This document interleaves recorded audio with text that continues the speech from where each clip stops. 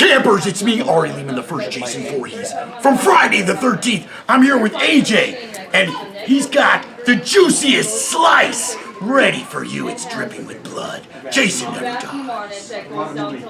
What makes a horror film kill memorable, terrific, even in some way profound or poignant? Let's explore.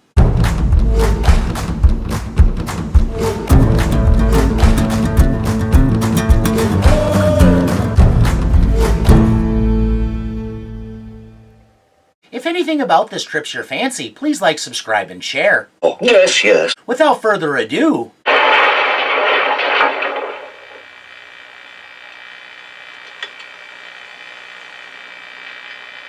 What? It just cut off. some years after the events of the Texas Chainsaw Massacre, the Sawyers have once again drawn unwanted attention, You got that last slaughter on tape. You play it on the radio. necessitating damage control.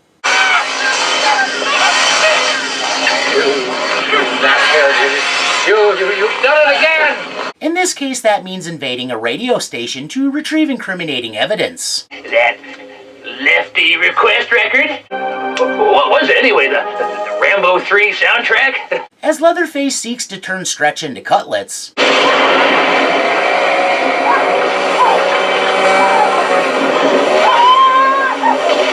Chop Top raids the vault as LG returns to the radio station from a coffee run and notices something suspicious.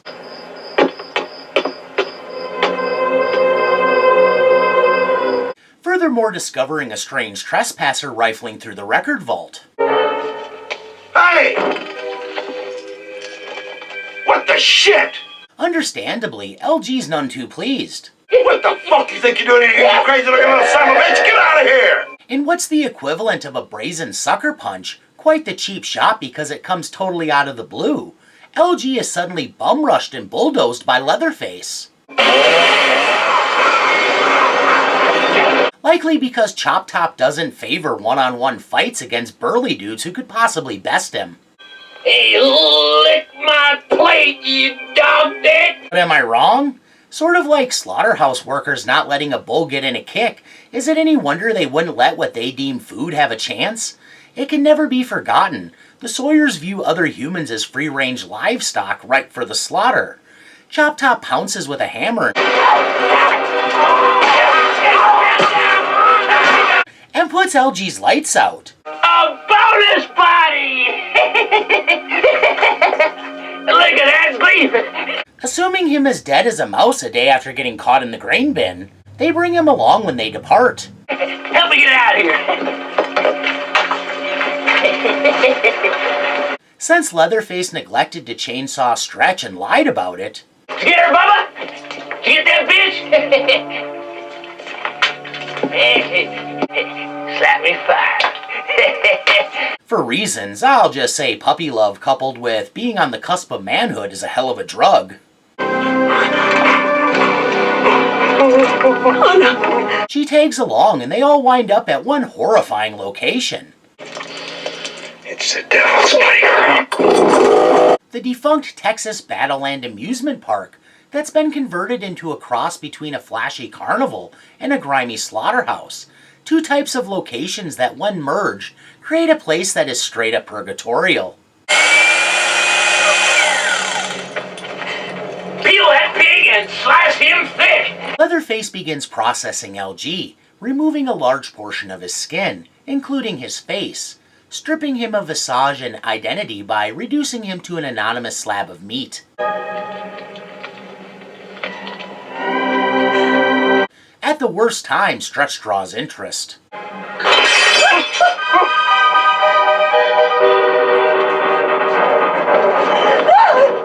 This unforeseen twist in his life makes Leatherface default to the reaction he knows best.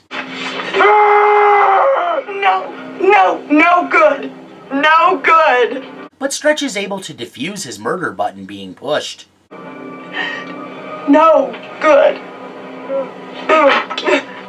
Because Leatherface is a stunted, mentally deficient man-child without an ounce of normalcy in his life, not to mention crushing hard, he doesn't do the one thing he's responsible for and capture Stretch to hand over to his brothers.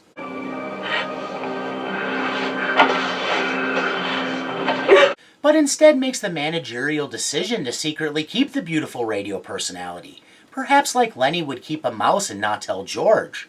Like the big old naughty boy he is, he almost gets caught in the act. What are you doing? You trying to hide something? Between subterfuge and the assumption he's a nitwit, Leatherface avoids detection. Well, get that eyeball pate working. Hey, you coot shit, where you go? We need to talk. I think she's quite idealistic to attempt to reason with him. Nonetheless, she still tries. Help me. But at the mercy of his own twisted machinations, our brute undergoing a sudden budding of the love muscle variety. It's not a muscle. Can't help but to outfit her to appear the way that most fulfills and suits his desires, requiring she wear LG's peeled off face. Is it wet? It's wet. Put it down. And cowboy hat.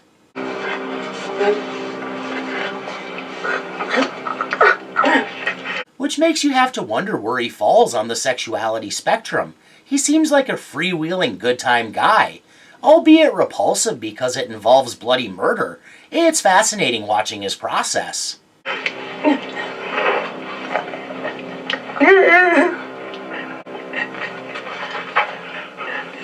Once he's admired his work, the sparks fly. Hey, as long as they're consenting adults. And less showing up amounted to consent, Stretch is just along for the ride.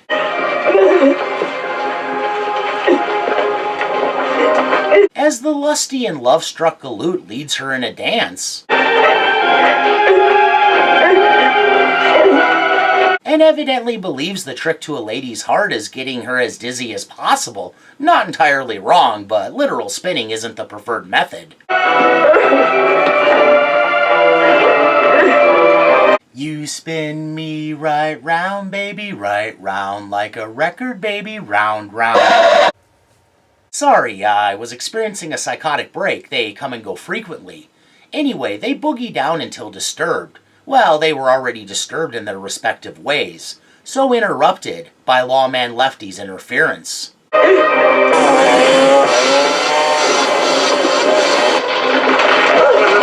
Since he knows enough to get that the ceiling caving in needs to be addressed, and obviously wanting to keep his secret safe, Leatherface employs some bondage tactics, handling her as roughly as that kid Sid treated those unfortunately anthropomorphized toys in Toy Story. Yeah, I equate Sid and Leatherface since other than fan theories, one has far more excuses for his bad behavior than the other.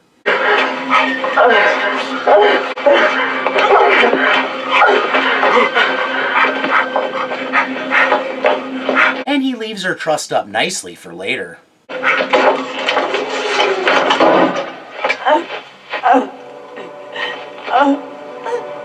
Stretch is left in one of those horribly frustrating situations in which a person is intensely, maybe even overwhelmingly, uncomfortable, and can do nothing about it.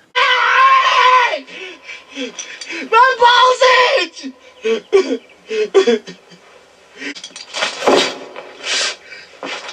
Sorry, wrong clip. Still rather apt, but here's the right one.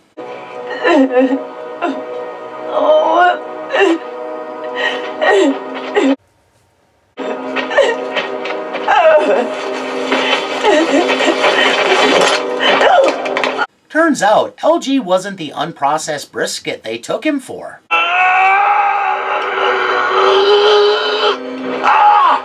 And he's still kicking, which begs the question, other than funding, No lucky goose with a machete, no head wound. No head wound, no fancy rolling grill and go-go.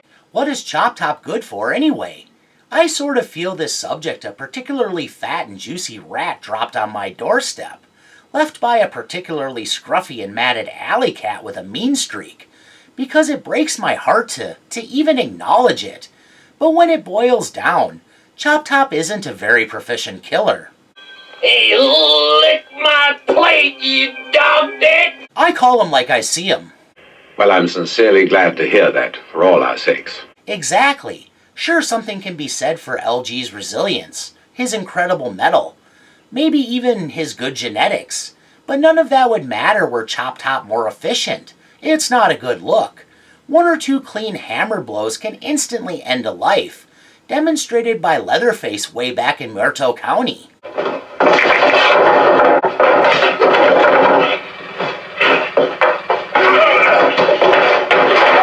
Sort of seems like Chop Top was overall too unorganized, too all over the place, and emerged more like a house cat too playful for its own good that toys with the cornered mouse rather than finish the deed, to Leatherface's barn cat that disembowels the rodent instantly, save for the exception to the rule Stretch. And I like cat analogies, so sue me. Ooh, self-burn. Those are rare. Even while undergoing a sexual awakening, our mass behemoth initiated the kill by barreling into LG and sending him careening down the stairs, and finished the job by stripping away his skin, what had to be the final act of carnage that tipped the scales and guaranteed there was no coming back from his injuries. Skin our main vanguard against bacterial infection, such massive exposure to filth would bode bad, really bad. No amount of antibiotics, even the synthetic ones, could save someone from the germs they'd pick up in a gross place like that. Not even a badass like LG. But I digress. Back to LG and Stretch in the abattoir.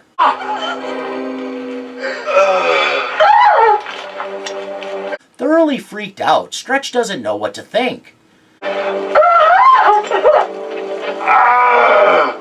Honestly, it's a good rule in horror to avoid the walking skinned, until they've been assessed a non-threat.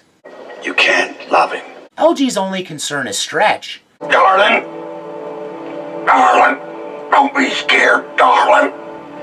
And when most would be thinking only about their own plight, it's her he cares about. We got to get you on loose. Even though LG seemed to be in charge. Hard ass. Hard ass? Me? Well, maybe a semi-hard ass, but I got a soft heart. The power dynamic seemed to favor her. LG. Which might have something to do with him carrying a bit of a torch for her. In this case, a thing I would consider tantamount to a guy having a crush on his best friend's little sister. Night, LG. Good night. No matter what, he cares a lot about her, because when in a position that would render most a whimpering mess, incapable of much besides wallowing in suffering, begging for help, or just giving in, he fights against the pain and terror in his own rebelling body.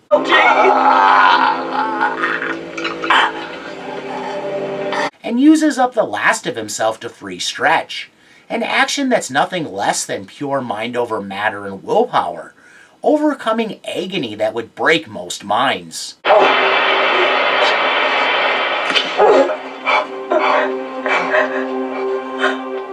Right off, our tough-as-nails DJ was gutsy, but by virtue of his brave action, she's given the chance to be even gutsier, to emerge from the mayhem and bloodshed.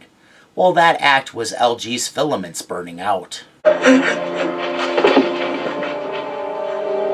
Not a man to call it and become resigned so easily. No. He seems to in some way beseech the god who failed to protect him from true evil.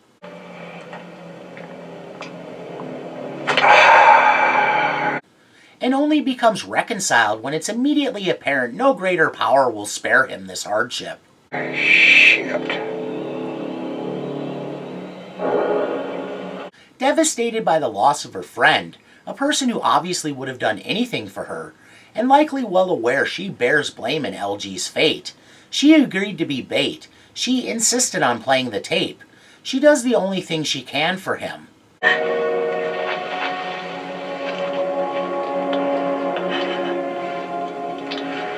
With one final touch.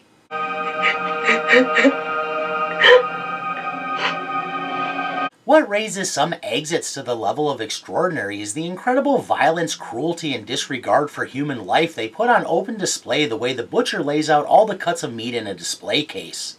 But if they are really special, they excel beyond those already solid credentials to something more, by offering insight into important aspects of the human condition, such as the power of sacrifice, true friendship, and genuine caring, and the absolute unfairness that can strike the undeserving like a bolt of lightning out of nowhere on a sunny day. Even zapped, LG proved more man than most. Despite being thoroughly concussed, brutalized, and assumed deader than a side of beef hanging on a hook in a meat locker, LG rose to the challenge and came through in a pinch. In some way, Stretch came through for him too, if only to honor him. In some way, she restored his dignity by returning his face and cowboy hat. But in reality, he was a man who couldn't have his dignity stripped or peeled away. A man of heart and integrity, as heroic as circumstances allow or allowed. A hard-ass Texan where it counted, but a big softy in his caring for Stretch. His dying action, driven by his instinct to help her, was maybe the linchpin that led to the complete unraveling of the Sawyers. While Lefty was running around doing his best impression of a madman fraught with religiosity, Bring it all down! Bury the devil! Stretch was the distraction that kept the killers from becoming aware of him. I get it. Are you the saboteur that's fucking up our house? And between them, they overcame the killers, even if it came at the sacrifice of Lefty. That's the thing about this film. Personal sacrifice on the part of the good guys is one of several themes carried over from the original film. Sally Hardesty had to sacrifice her sanity, which proved contagious and infected her Uncle Lefty too. I'm the Lord of the Harvest. Out of trying and wretched circumstances, heroes arise. Without LG freeing her, the Sawyers may have closed in on Lefty and managed to kill him before he destroyed their whole operation. How many hundreds, even thousands, fell by their hands and by the saw? One vengeful lawman so far off the deep end he needs floaties isn't guaranteed to overcome a violent family like the Sawyers, even if he feels imbued by the power of the Lord Almighty. I also think there's something to be said for the fact Stretch prevented LG from being processed into catering. Cannibalism might be blasphemous or sacrilegious, or at the very least frowned upon outside certain survival situations or when interacting with certain tribes. Served in the King's African Rifles, the local Zambezi tribesmen called human flesh long pig. Never much cared for it. But being spared from becoming a bunch of football fans' greasy shits, A big pregame lunch tomorrow means a ton of croissant sandwiches. and the rest of his corporeal form ending up incorporated into the anonymous melange of body parts, was a big plus if for no other reason than whoever he left behind deserved a body to bury, cremate, press into a diamond, throw into a volcano, launch into space, or whatever the preferred disposition of his mortal remains. Whatever that would entail would be immeasurably better than the total discourtesy and disrespect shown to him by the men that presumed to render him into chow. Right, you're talking in circles. This brings me to the callous way the Sawyers treated our man. How Chop Top deeming him a bonus body demonstrated how they instantly reduced him to nothing more than meat. It didn't matter that LG was a nuanced human being with desires and dreams and a life, or that he was, no pun intended, a fully fleshed person, or that he could have had years ahead of him. Demeaning his individuality, his personhood meant nothing. All that mattered to his killers was that he was an unprocessed body, akin to a buck felled by a hunter. The utter disregard for human life seems another of the thematic carryovers, this one pertaining to the anti-meat message the brilliant Rob Egger surmised was purposely infused throughout the original, an assertion I agree with completely. When you see a fellow human being, in this case a stand-up guy like LG, treated with total disregard the second he's viewed as food, it's hard not to have immense sympathy for him, and by extension, all the unfortunate animals ground through the industrial meat complex. How many pigs, chickens, and cows are slaughtered for the ribs, wings, and other foods consumed at sports parties? Their total disregard seems to stem from the hardening that occurs when someone has been submerged in much slaughtering, a holdover from their days in the slaughterhouse. My brother worked there. My grandfather too. My family's always been in me. Before they decided paying for meat is a fool's errand when so much of it is walking around for free. Such extreme dehumanization is some scary stuff. The Sawyers were truly monsters. They literally created a pantheon of gore and death. One bit of verisimilitude the film fails to achieve is explaining how the reek coming off such a place would go unnoticed. Were it established there was a slaughterhouse and a meat processing plant in close proximity, that maybe put the place out of business due to odors offending parkgoers, that would be one thing. Without some explanation like that, you sort of have to assume there's so much roadkill in Texas, all the time there's just a generalized pervasive smell of rotting flesh. Oh, Lord. Chop Top's failure to finish off LG might have been a major oversight that led to Stretch getting freed, but had Leatherface not let her live to begin with, LG's brief resurgence of life would have been meaningless, at most a blip in an otherwise boring night of butchery. I'm not sure if this film has a generalized negative view of sex. Sex is, well, nobody knows. But the Saw is family. Or just the perverse desires of twisted killers. Either way, the real downfall of the Sawyers was the chub inspired by seeing Stretch laid out in a vulnerable position. The sight of her changed Bubba's life forever. So even if I've been hard on Chop Top, fault doesn't lie with him, although he maybe should have double-checked Stretch was massacred. Simpleton that he was, I would guess Leatherface wasn't prone to lies, fibs, or any deceptions, so that might not be as much of an oversight as it seems. Is that what this is, Bubba? The old cock and cut swindle? That was, prior to Stretch coming into his life. Commentary on how sex gets in the way of family, perhaps, especially a family so full of resentment and mockery.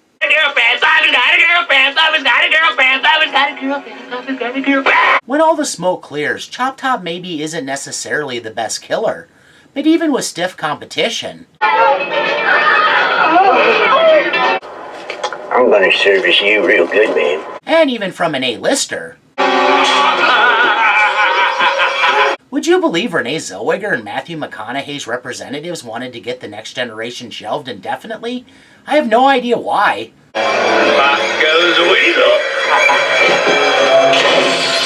The wacky vet with a steel plate in his head probably takes the trophy for being the weirdest, most bizarre Chainsaw family member. Hey, lick my plate, you dog dick! Except the veneration, weirdo. It's a weird badge of honor and actually a weird sign of respect. And really, I shouldn't fault him for showing LG the respect of not engaging him directly. There's actually maybe wisdom in that, and strangers are unpredictable. You don't know what I'm capable of! Come on, please! You don't know what I'm capable of! But in a nutshell, he definitely flubbed up the killing, and you have to wonder how many such lapses occurred that Leatherface miraculously corrected. Come to think of it, Chop Top set up Stretch to get taken out by Leatherface. Maybe that's their thing, but he sure wants to take credit, almost obsessively so, when he believes in his heart and soul credit is due. Hate to say it, but that hillbilly hog you boys caught earlier is the top of the night. That's mine! Mine! That Bubba's me! Another example in horror of supreme unfairness, LG was a good man, and he didn't deserve it all to die so horrifically. It's unclear whether he was a veteran or ever worked in law enforcement, but if anyone ever deserved a 21-gun salute, it was he. That's not good enough. I don't know. Kind-hearted, good soul LG was played impeccably by the stalwart and magnificent character actor Lou Perryman. A veteran with a long history in the movie business, he was actually there in the hellish trenches of the Texas Chainsaw Massacre way back in the summer of 1973, when the Texas native was an assistant cameraman. A legendarily grueling production, endless hours carried out under the intense Texas sun, he earned his hash marks long before a sequel was ever in the cards. April 1st of 2024 marked a very sad 15-year anniversary. One of the most horrific April Fool's Day pranks ever committed by the cosmic trickster, Lou Perryman was murdered, the victim of a fatal home invasion, when a real shitstreak named Seth Christopher Tatum decided to bust into his home, intent on robbery, and instead went axe-happy. The smelly pile had recently got out of lockup, and despite having mental problems, decided to jettison his meds. I have immense sympathy and compassion for the mentally ill, but that only extends to the point a person makes a decision in their most rational state that leads to the murder of someone else. If medication might suppress the kind of violent tendencies that end with an innocent man axed to death, maybe take the medication. A real affront to any notions of decency, there's a sad and twisted irony in that Mr. Perryman should be subject to a death that rivals that of the character he so wonderfully brought to life. Goes inside your haunted head. I think judiciously, to preserve the spirit of April Fool's Day, I decided to honor Mr. Perryman after the anniversary of the sad event. A day meant for jollity, jocularity, and harmless japes. There's nothing funny, upbeat, or joyful about what happened to Mr. Perryman, and videos uploaded on the first, from a channel like mine anyway, aren't to be taken seriously. I've about reached the end of the rope, so I won't keep you dangling. Thanks for humoring my Jabberwocky. Please share any refutations, opinions, accusations, japes, or other ideas in the comments below. And please check out whatever I'm up to next time. Bye now! Bye, creepy man! Keep it creepy! He's a weird guy. Built your little fry house. LG. What, darling? Oh, LG.